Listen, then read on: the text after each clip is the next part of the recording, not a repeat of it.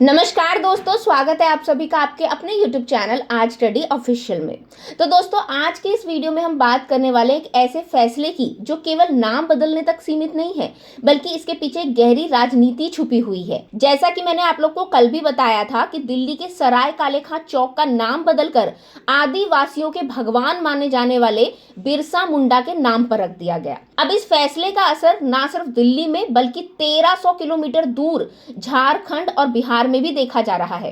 तो आज की अपनी इस वीडियो में हम बात करेंगे कि बिरसा मुंडा कौन थे और उनकी भूमिका इतनी खास क्यों है, सराय काले खां चौक का नाम बदलने का सियासी महत्व क्या है और झारखंड, बिहार और आदिवासी राजनीति के बीच इस कदम का क्या कनेक्शन है, और साथ ही हम जानेंगे कि इस फैसले से आने वाले चुनावों पर क्या असर पड़ सकता है।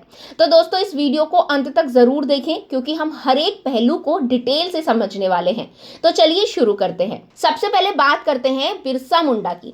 तो दोस्तों, बिरसा मुंडा का नाम सुनते ही ना आदिवासी समाज के संघर्ष और उनके अद्भुत नेतृत्व की याद आती है। उनका जन्म 15 नवंबर 1875 को झारखंड के उलीहातू गांव में एक गरीब आदिवासी परिवार में हुआ था।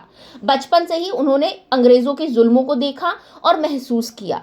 उनकी शिक्षा मिशनरी स्कूल में हुई, लेकिन जल्द ही उन्होंने महसूस किया कि अंग्रेजों का शासन भारतीय समाज को कमजोर कर रहा है। अब 1895 में उन्होंने लगान माफी आंदोलन शुरू किया, जिसमें उन्होंने अंग्रेजों के खिलाफ आदिवासी किसानों को इकट्ठा किया।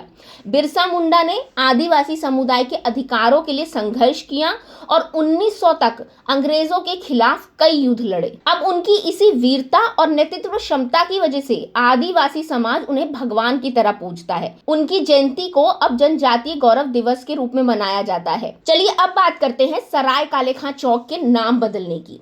तो दिल्ली के इस चौक का नाम बदलकर भगवान बिरसा मुंडा चौक रखना केवल एक सांस्कृतिक निर्णय नहीं है, बल्कि दोस्तों ये एक राजनीतिक संदेश भी है। अब देखा जाए तो इस चौक पर रोजाना हजारों लोग आते जाते हैं, जिनमें यूपी, बिहार और झारखंड के लोग बहुत बड़ी संख्या में शामिल हैं।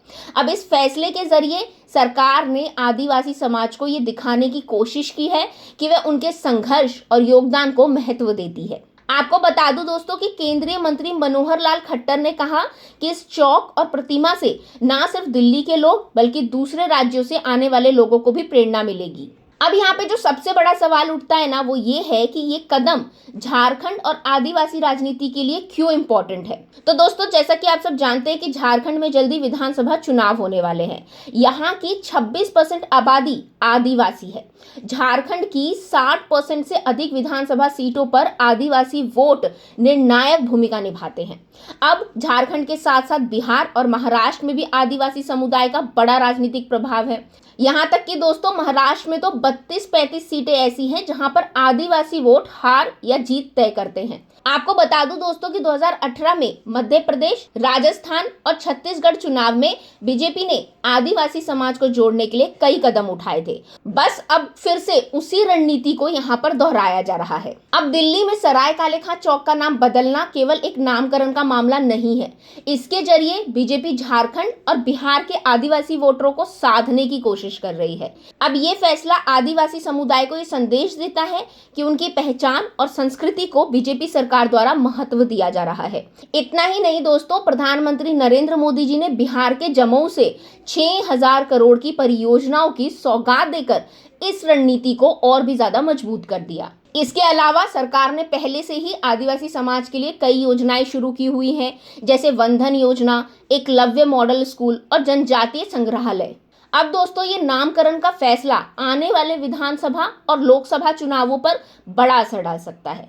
झारखंड, बिहार और महाराष्ट्र जैसे राज्यों में आदिवासी वोटरों को प्रभावित करने के लिए ये एक मजबूत कदम है। इसके अलावा ये नामकरण आदिवासी समाज को बीजेपी के करीब लाने का भी प्रयास है।